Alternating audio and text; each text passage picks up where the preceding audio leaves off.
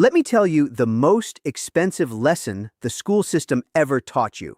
And I do not mean expensive in an abstract sense.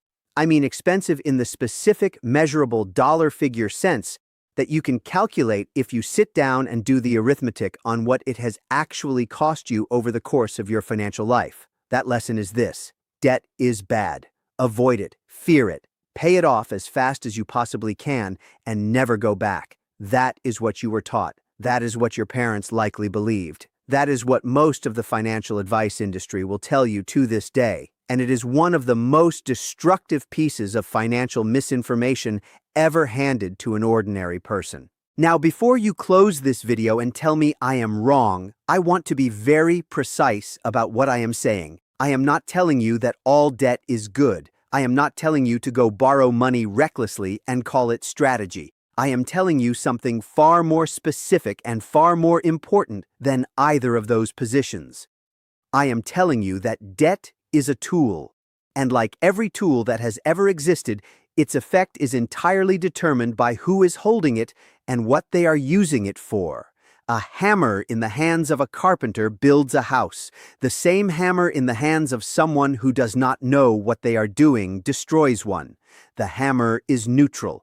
The outcome depends on the operator. Here is what I have observed across my entire career. The people at the bottom of the financial spectrum are drowning in debt that costs them money every single day. The people at the top of the financial spectrum are also carrying debt, enormous amounts of it in many cases. The difference is not the presence or absence of debt. The difference is the type, the purpose, and the architecture of it. The wealthy have been taught, either by experience or by the people around them, to use debt as a lever, a force multiplier, a mechanism for acquiring assets that produce more than the debt costs. The rest of the population has been handed consumer debt, credit cards, car loans, buy now, pay later schemes, and told that this is simply how modern life works. It is not how life works. It is how the financial industry extracts wealth from people who were never taught the difference. I grew up watching my mother manage money with a precision that most people never develop. She did not have access to sophisticated financial instruments. She was not wealthy by any conventional measure, but she had a clarity about the nature of money that most people with far greater resources completely lack. She told me once, Kevin, there are two kinds of people in relation to debt: people who pay interest and people who collect it. Your job is to understand which category every single dollar of debt in your life belongs to, and to spend your entire financial career moving everything from the first category into the second. That sentence, delivered at a kitchen table when I was 19 years old, is worth more than any MBA program I have ever encountered. Today, I am going to give you the 5 rules that make that move possible. The rules that separate the people who are being slowly destroyed by debt from the people who are using it to build something that will outlast them. I have used every one of these rules in my own life. I have watched them transform the financial trajectories of people who had nothing but the willingness to understand money differently than they had been taught. And I can tell you from that experience that the gap between the two groups is not intelligence. It is not background. It is not luck. It is this knowledge applied consistently over time. But I have to warn you before we go any further. What I am about to tell you is going to feel uncomfortable, not because the ideas are complicated, they are not, but because they are going to require you to look at your current relationship with debt with a level of honesty that most people actively avoid. Most people know, somewhere in the back of their mind, that the way they are handling debt is not working. They know the credit card balance that never quite goes to zero. They know the car payment that arrived before the previous one was finished. They know the quiet arithmetic of interest payments that represent money working against them every single month. They know, but knowing and confronting are two completely different things. And confronting requires something that knowing does not: the willingness to accept that the situation is a result of decisions, not circumstances, that it can be changed, and that changing it starts with understanding it more precisely than you currently do. Most people who watch this will feel briefly uncomfortable, briefly motivated, and then go back to the same patterns they have always used. That is the most predictable outcome. And I say it not to be cynical, but because it is true. A smaller group will do something different. If you are in that group, you will know it before this video ends. And for that group, what I am about to tell you will be the beginning of a completely different financial life. The 5 rules are these. Rule number 1, the debt divide. Rule number 2, the interest equation. Rule number 3, the leverage window. Rule number 4, the debt personality. And rule number 5, the exit architecture. Let's begin. Rule number 1, the debt divide. I want to start with the foundational distinction that almost nobody in mainstream financial education ever teaches clearly. And without this distinction, none of the other rules in this video will make any sense. Because the conversation about debt is completely useless until you understand that the word debt does not describe one thing. It describes 2 completely opposite things that happen to share the same name. And confusing them is costing ordinary people enormous amounts of money every single year. The first type of debt I call destructive debt. This is debt that costs you money and produces nothing in return. It is borrowed money deployed against consumption. The credit card balance you are carrying from a vacation you took 14 months ago. The personal loan you took out for a wedding. The car loan on a vehicle that is worth less every single month, while the loan balance shrinks more slowly than the asset value. The buy now, pay later purchase for a television. Every one of these is a dollar you borrowed that is producing 0 return and costing you between 15 and 28% annually for the privilege of having borrowed it. This debt is not a financial tool. It is a financial anchor, and most people are dragging several of them simultaneously without ever stopping to calculate what the total weight actually is. The second type of debt I call productive debt. This is debt that costs you money and produces more in return than it costs. It is borrowed money deployed against assets. A mortgage on a property that appreciates faster than the interest rate compounds. A business loan used to purchase equipment that generates revenue exceeding the loan repayment.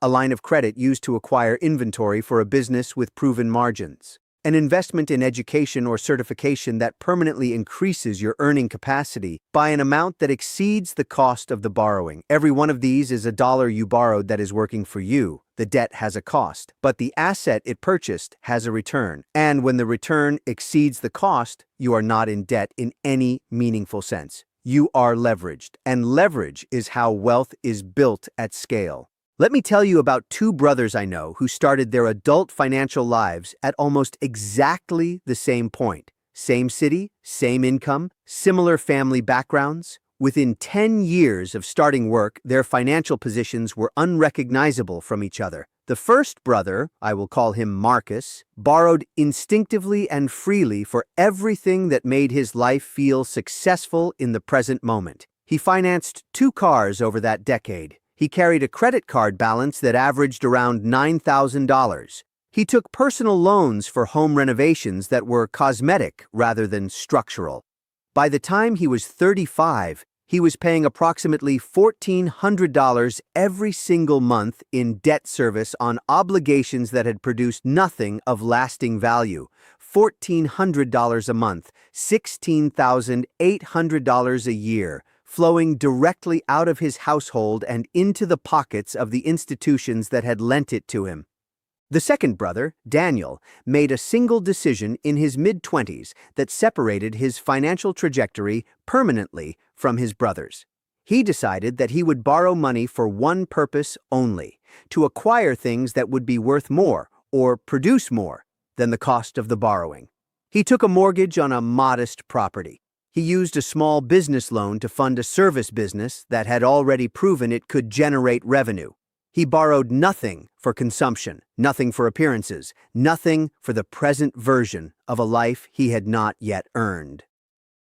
By 35, Daniel's debt service was going entirely toward a mortgage on a property that had appreciated by 60% and a business loan that was nearly retired on a business generating $400,000 in annual revenue. Same income starting point as his brother. Completely different destination. The debt divide is the entire explanation. Here is the deeper truth that the debt divide reveals. When a bank offers you a credit card with a 22% interest rate, they are not doing you a favor. They are making you an offer that they have calculated with extraordinary precision is profitable for them and costly for you.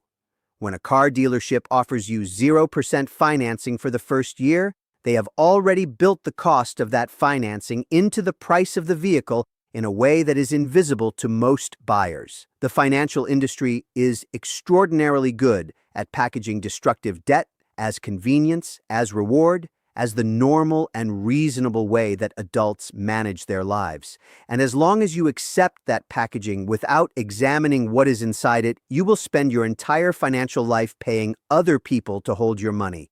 So here is your assignment for rule number 1. Tonight, I want you to write down every debt you currently carry. Every single one. Next to each one, write 2 things.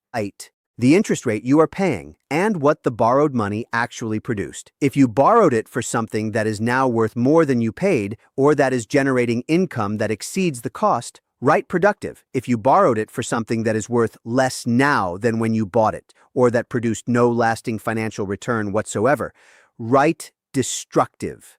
Look at the totals on both sides. The number on the destructive side is not just a debt balance. It is the annual cost of a financial education you received too late. And starting tonight, it is something you are going to systematically address. Now that you understand the fundamental divide, rule number 2 is going to show you the single most important mathematical reality in your entire financial life. A reality so simple that a 12-year-old can understand it, and so consequential that most adults never truly act on it. Rule number 2, the interest equation.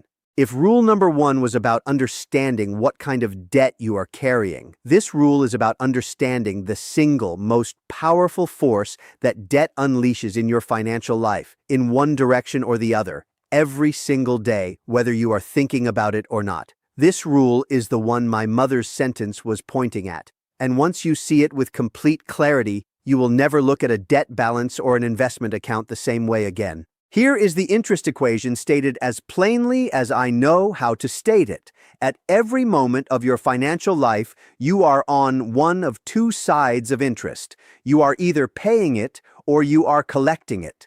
There is no third position. There is no neutral ground. Every dollar of debt you carry is generating interest that flows away from you. Every dollar of investment you hold is generating interest or returns that flow toward you. The people who build wealth are the people who spend their careers systematically moving from the first side to the second. The people who stay poor are the people who spend their careers on the first side, often without fully understanding that is where they are standing. The mathematics of this are so stark that I want to walk through them with specific numbers, because the abstract version does not produce the visceral clarity that the actual arithmetic does. Let us say you are 28 years old and you are carrying $6,000 in credit card debt at an average interest rate of 19%. You are also putting nothing into any form of investment because after your monthly expenses, including the minimum payments on that debt, there is nothing left. You are in this position not because you are irresponsible or unintelligent, but because nobody ever showed you the arithmetic of what staying in this position actually costs over time. At 19% compounding annually, $6,000 in credit card debt becomes $7,140 after 1 year if you make only minimum payments. In 5 years, assuming you add nothing to it, it has grown to $14,300. In 10 years, it is $27,200. You borrowed $6,000. The interest equation turns it into $27,000 of obligation over 10 years without a single additional purchase. That is the power of compound interest working against you. And it is working every single day, every single hour, at a pace that your brain, which is not wired to intuitively understand exponential growth, systematically underestimates. Now, let me tell you about a woman I met at a conference about 6 years ago. I will call her Sandra. She was 31 years old, and she came to me with a situation that I have seen hundreds of times in slightly different forms. She was earning $64,000 a year. She had $11,000 in consumer debt spread across 2 credit cards and a personal loan, and she had approximately $2,000 in savings. She felt stuck. She felt like she was working hard and going nowhere. She had been in roughly the same financial position for 4 years despite consistent employment and reasonable income. When I looked at her monthly outflows, I found that she was paying approximately $340 every month in interest and minimum payments on debt that had produced nothing. $340 a month, $4,080 a year, flowing directly to creditors and producing zero return. We built a plan together. She eliminated the highest interest debt first, redirecting every available dollar toward it while making minimums on everything else. Within 19 months, she was completely free of consumer debt. She then immediately redirected that $340 per month, plus additional savings she had found by auditing her spending, into a low-cost index fund. That was 4 years ago. The investment account that she started with nothing is now worth approximately $31,000. The creditors who were collecting $340 a month from her for years are collecting nothing. She is now on the other side of the interest equation. And the distance between the two sides, the gap between what her financial life looked like when she was paying $340 a month in interest and what it looks like now that $340 a month is compounding in her favor, is not a small distance.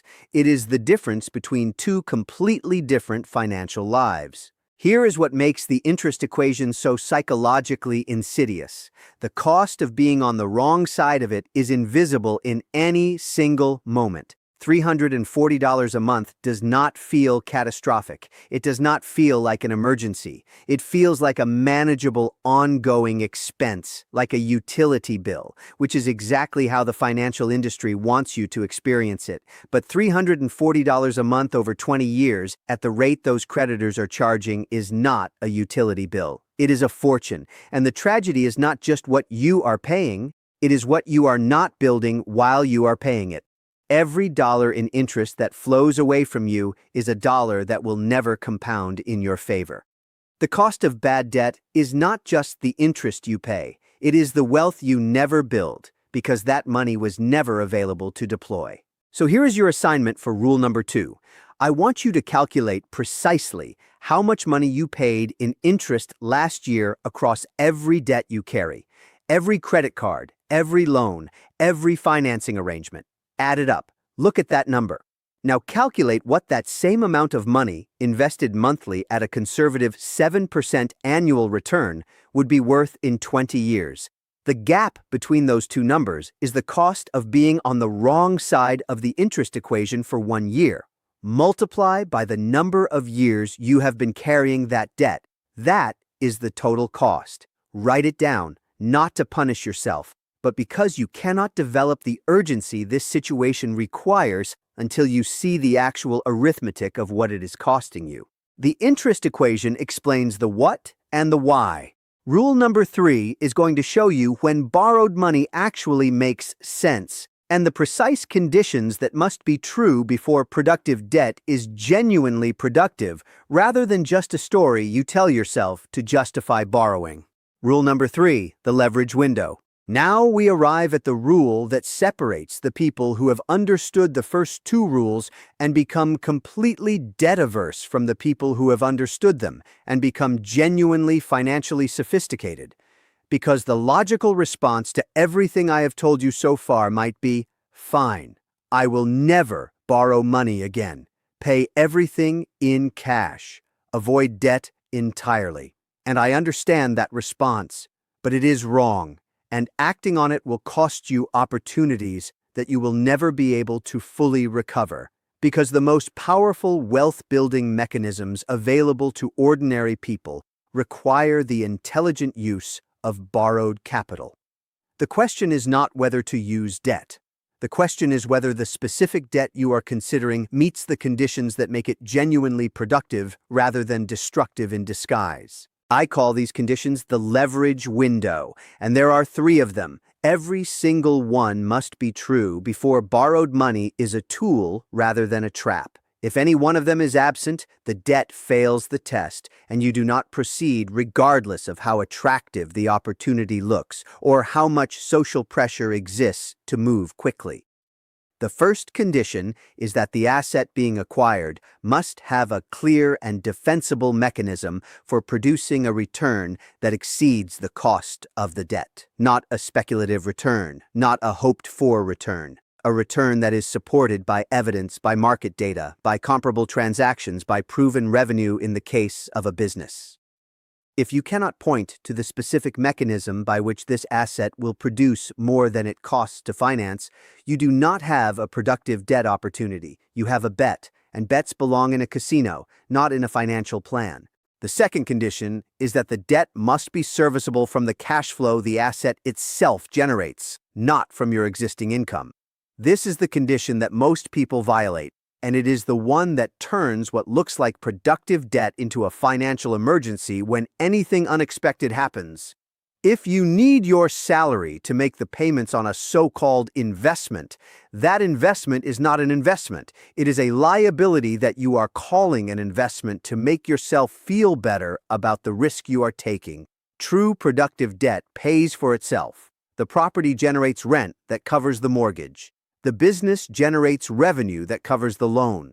The moment you are subsidizing a debt obligation from income that was already committed to your living expenses, you have left the leverage window entirely. The third condition is that you can survive the worst case, not the realistic case. The worst case. What happens if the property sits vacant for 6 months? What happens if the business revenue drops by 40% in the first year? Which happens more often than most optimistic entrepreneurs want to acknowledge. What happens if the asset depreciates rather than appreciates? If the answer to any of those questions is financial ruin, the debt does not meet the third condition. You need a buffer, a reserve, a margin of safety that allows the worst realistic case to be painful but survivable. Without that buffer, you are not a sophisticated investor using leverage. You are a person one bad month away from losing everything they borrowed to acquire. Let me give you a concrete example of what the leverage window looks like in practice when all three conditions are met. I know a contractor named James who built a small but genuinely profitable construction business over about 8 years.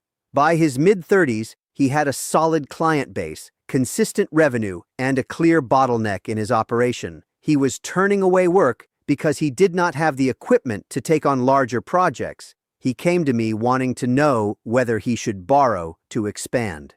We went through the three conditions together. His equipment financing would cost him approximately $3,200 a month. The projects the new equipment would enable him to take were already contracted and worth approximately $9,000 a month in additional gross revenue with a margin he had proven across 5 years of operations. Condition 1, clear and defensible return mechanism. Check. The loan would be serviced entirely from the revenue of the new projects, not from the existing business cash flow or from his personal income. Condition 2, debt serviced by the asset itself. Check. And we stress-tested the worst case.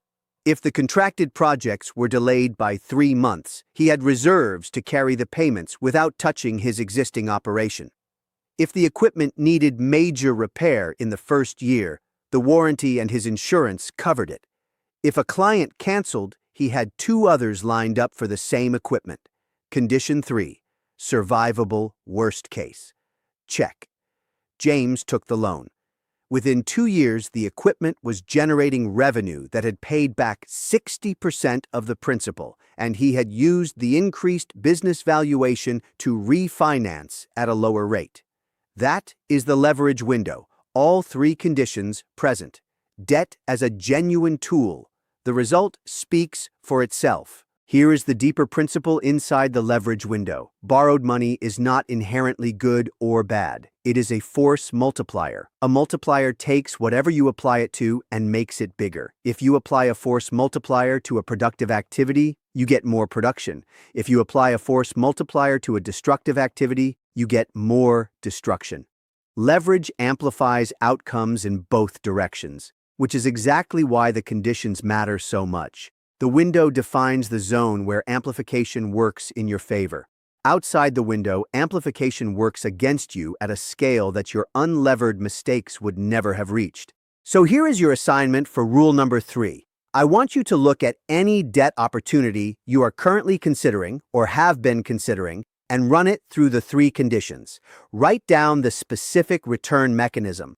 Write down whether the debt can be serviced from the asset's own cash flow. Write down your honest worst-case scenario and whether you can survive it. If all 3 answers are solid, the window is open. If any one of them is shaky, the window is closed and the deal does not happen regardless of how good it looks on the surface. This is not caution for its own sake. This is the discipline that separates the people who use leverage successfully from the people who use it disastrously. The leverage window tells you when debt is a tool, but there is something underneath all of this that determines whether you will actually use these rules or just understand them. Rule number 4 is about that something, and it is the most personal rule in this entire conversation. Rule number 4, the debt personality. I want to tell you something that I rarely discuss publicly, because it is not the kind of admission that tends to come easily from someone in my position.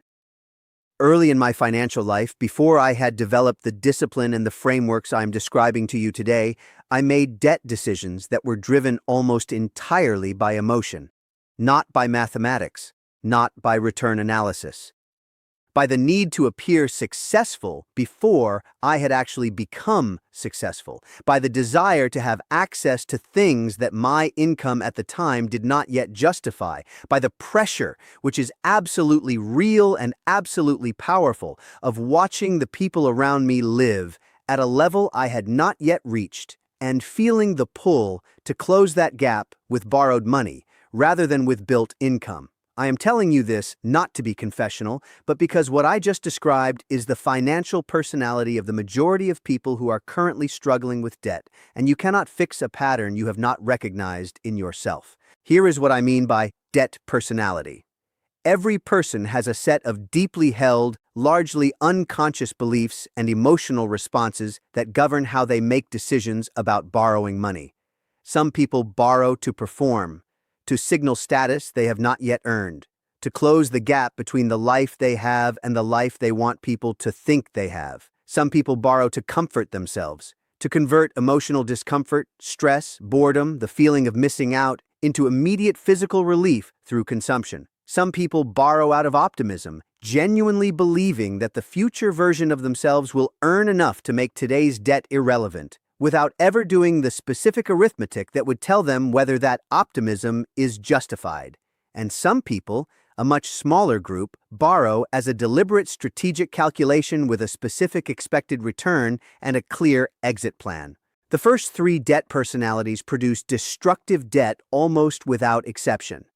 Not because the people living them are foolish, but because the decisions they are making are driven by emotional needs that have nothing to do with financial logic. And emotional needs, when they are driving financial decisions, will override financial logic every single time, unless the logic has been installed deeply enough to function automatically. I want to tell you about a specific moment from my own history because I think it illustrates this more clearly than any abstract description could. I was in my late 20s and I had just experienced my first real taste of business success. Not significant success by any measure I would use today, but enough to create a sense of arrival. And in that moment of arrival, I made a purchase that I had absolutely no logical reason to make. I bought a car that cost significantly more than my financial position at the time could genuinely support. Not on a ruinous scale, but enough that when I sat with the decision honestly, the only reason I could identify for it was the desire to feel like my success was visible. The desire to have something external that confirmed an internal feeling I was not yet entirely secure in. It was a performance, and the debt that came with it was the price of the performance. I paid it off. It was not a catastrophe. But sitting with that decision afterward, understanding what had driven it was one of the most instructive financial experiences of my life. Because I could see, with uncomfortable clarity, that the decision had nothing to do with return on investment or leverage windows, or productive versus destructive debt. It had to do with ego. And ego, when it is making your financial decisions, is the most expensive advisor you will ever employ. Here is what identifying your debt personality actually enables. It allows you to recognize the emotional state that precedes your worst financial decisions and create a pause between that state and the action it wants to produce. Most destructive debt decisions are not the result of careful deliberation that arrives at the wrong conclusion. They are the result of emotional momentum that bypasses deliberation entirely.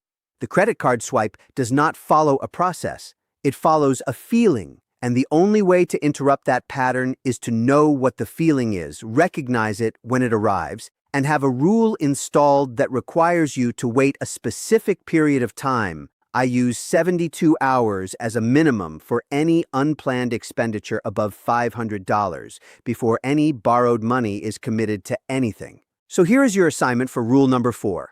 I want you to think about the last 3 significant debt decisions you made in your life, not the ones you planned carefully, the ones that happened relatively quickly. Write down what you were feeling in the period immediately before each one, not what you were thinking, what you were feeling. Identify the emotional state. Then ask yourself, was that emotional state driving the decision, or was a clear return analysis driving it? For most people, the answer to at least 2 of those 3 decisions will be uncomfortable, and that discomfort is useful. Because the debt personality you have been living with is not permanent. It is a pattern, and patterns, once they are visible, can be changed. Now we have identified the divide, understood the equation, defined the window, and confronted the personality. Rule number 5 is where all of that knowledge becomes an actual operational plan. It is the most practical rule in this conversation, and it is the one that, if you execute it, will produce measurable changes in your financial position within 12 months.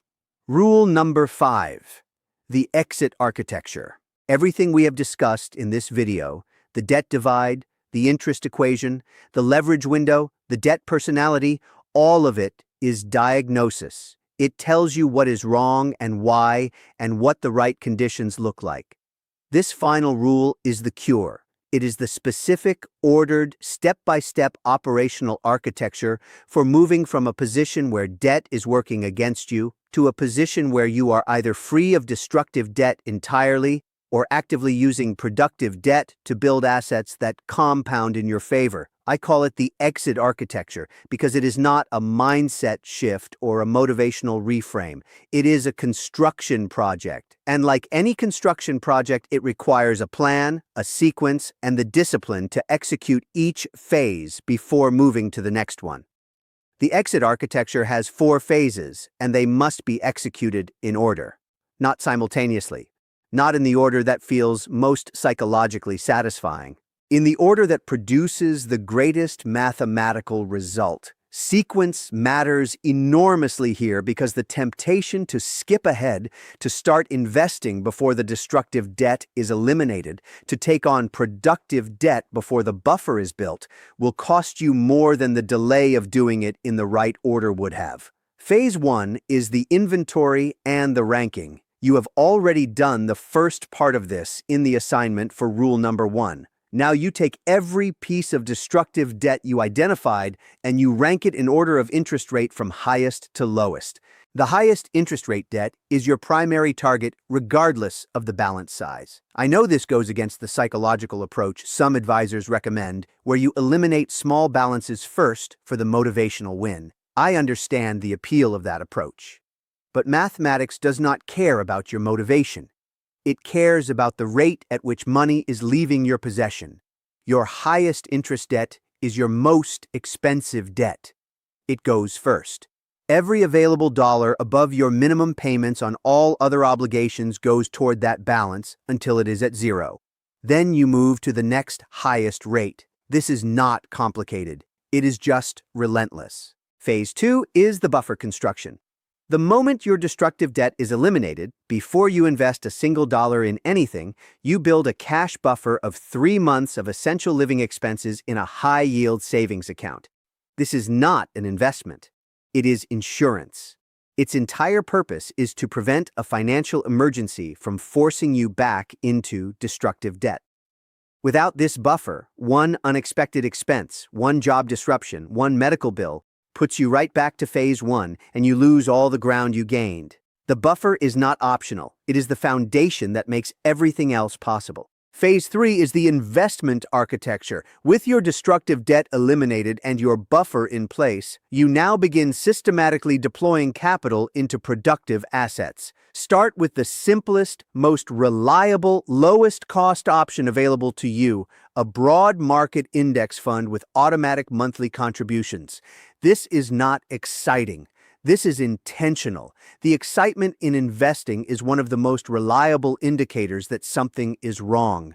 The boring, systematic, automatic monthly contribution to a diversified, low-cost fund is what produces generational wealth for ordinary people. Not the exciting investment, the boring one, executed without interruption for decades. Phase 4 is the leverage entry. Only after your destructive debt is gone, your buffer is built, and your base investment architecture is running automatically, do you begin evaluating productive debt opportunities. Using the leverage window conditions from rule number 3 as your filter. A property that meets all 3 conditions. A business investment with a proven return mechanism. An education or certification with a documented market premium. This is the phase where borrowed money becomes genuinely productive because every other financial obligation has been addressed, and the leverage you take on here has a clean, unencumbered position to work from. Let me tell you about a family who executed this architecture exactly as I have described it. David and Carmen Torres came to me through a mutual contact about 5 years ago. They were in their mid-30s, 2 incomes totaling $91,000. 2 children, and $23,000 in destructive debt spread across 3 credit cards and a personal loan. They had approximately $800 in savings and had been in roughly the same position for 3 years despite working hard and earning real money. When we mapped their monthly outflows, they were paying $620 a month in interest and minimum debt service. $620 every month, producing nothing. We built the exit architecture together. Phase 1 took them 26 months. They eliminated all $23,000 in destructive debt by cutting every non-essential expenditure, taking on additional income through a side arrangement David had available, and applying every free dollar to the highest interest balance first. It was not comfortable. It required sacrifices that felt significant in the moment. But 26 months after they started, they were entirely free of destructive debt for the first time in their adult lives. Phase 2 took 4 months. They built a buffer of $9,000, 3 months of their essential expenses, in a high-yield savings account. Phase 3 started in month 30. They set up automatic monthly contributions of $800 to a low-cost index fund. That $800 is almost exactly what they had been paying in debt service. The money did not change. The direction changed. Today, 4.5 years after we started, their investment account has grown to just over $62,000. They purchased their first property 18 months ago using a mortgage that met all 3 leverage window conditions, with a rent from a portion of the property that covers a significant part of the mortgage payment. Their net worth has gone from approximately negative $22,000 to positive $114,000 in 4.5 years, on the same income, with the same number of working hours. The only thing that changed was the architecture of where their money was going. So here is your assignment for rule number 5. I want you to identify which phase of the exit architecture you are currently in. If you have destructive debt, you are in phase 1. Write down your complete debt list, ranked by interest rate, with the minimum payment for each. Calculate how much you can redirect to the primary target above the minimum this month, not next month, this month. Then set up an automatic transfer for that amount to hit the highest interest balance on the same day as your next payday. You are not building a complex financial plan tonight. You are taking the first step of a four-phase process that, executed consistently, will produce a financial position in 5 years that you currently cannot fully imagine from where you are standing. The bottom line. Let us review what we covered today. Rule number 1, the debt divide. Debt is not one thing. It is two completely opposite things sharing the same name. Productive debt builds assets that return more than they cost. Destructive debt funds consumption that produces nothing. Know which category every dollar of debt in your life belongs to. Rule number 2, the interest equation. You are always on one side of interest, paying it or collecting it. The cost of being on the wrong side is not just the interest you pay, it is the wealth you never build, because that money was never available to work for you. Rule number 3, the leverage window. Borrowed money is a force multiplier. It amplifies outcomes in both directions. The 3 conditions that define when it amplifies in your favor: a clear return mechanism, debt serviced by the asset itself, and a survivable worst case. All 3 must be present. None of them are optional. Rule number 4, the debt personality. Every significant destructive debt decision you have ever made was driven by an emotional state, not by financial logic. Identify the emotional state. Install a waiting period between the feeling and the action. Your ego is the most expensive financial advisor you will ever employ. Rule number 5, the exit architecture. 4 phases, executed in sequence. Eliminate destructive debt in order of interest rate. Build the buffer. Start the investment architecture. Enter productive leverage. Do not skip phases. Do not reorder them. The sequence is the strategy. I want to tell you something honest before we finish. The people who are going to benefit most from what I just told you are not the people who found it most interesting. Interesting is cheap. Interesting is what you feel when you consume something well-constructed and then move on to the next thing.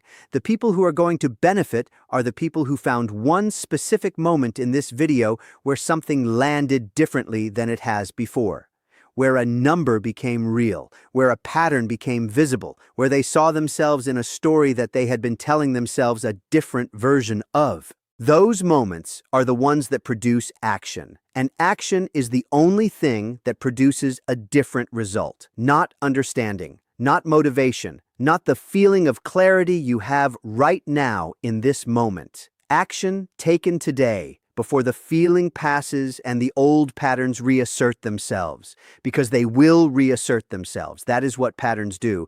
The window between the moment of clarity and the moment of reversion is narrow. Use it. Most people watching this will let that window close. They will feel what they feel right now. They will mean it genuinely, and then the day will continue, and the evening will arrive, and the feeling will fade, and tomorrow will look very much like yesterday. That is not a character flaw. It is human nature, but it is also a choice.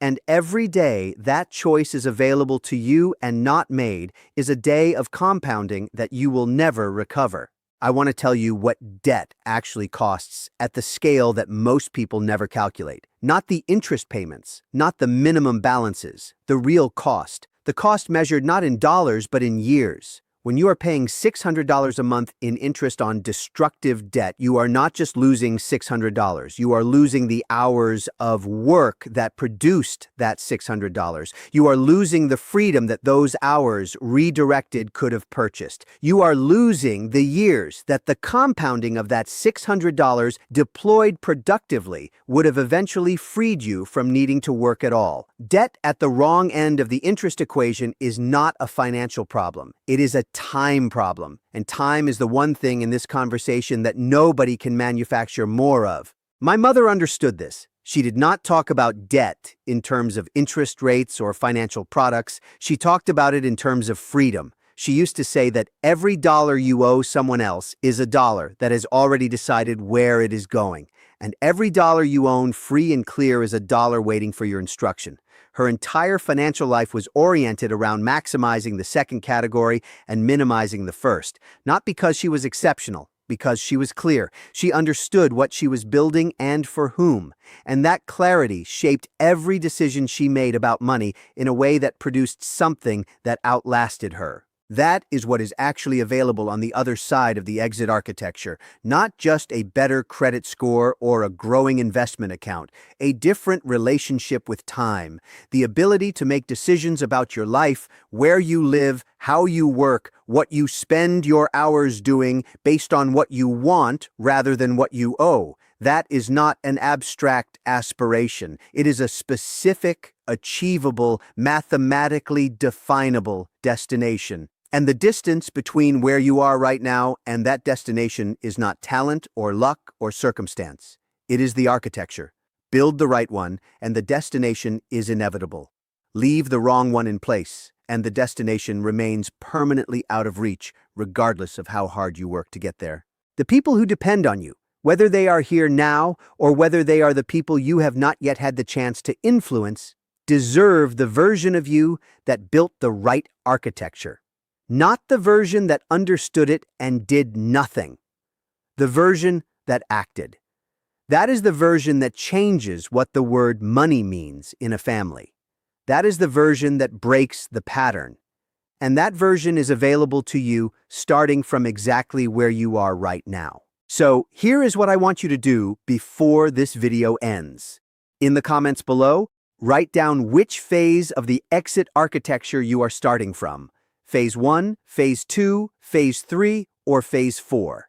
And write down one specific action you are committing to take before this time tomorrow. Not a goal, not an intention, a specific action with a specific outcome.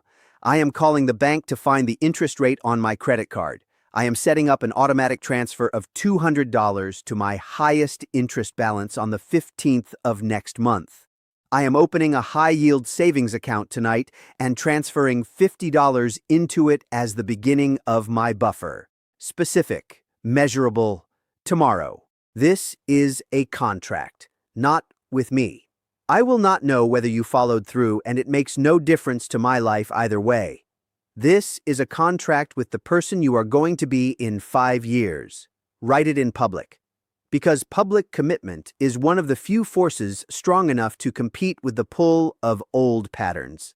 And when the day comes, whether it is 3 years from now or 7, when you are standing on the other side of this and the architecture is built and the direction has changed and the number is growing instead of shrinking, come back to this video and reply to your comment with 4 words. I built the architecture. By then, you will understand that what you built was not just a financial plan. You built the version of yourself that the people who come after you will learn from, and that is worth more than any number in any account. The tool is in your hands. What you build with it is entirely up to you.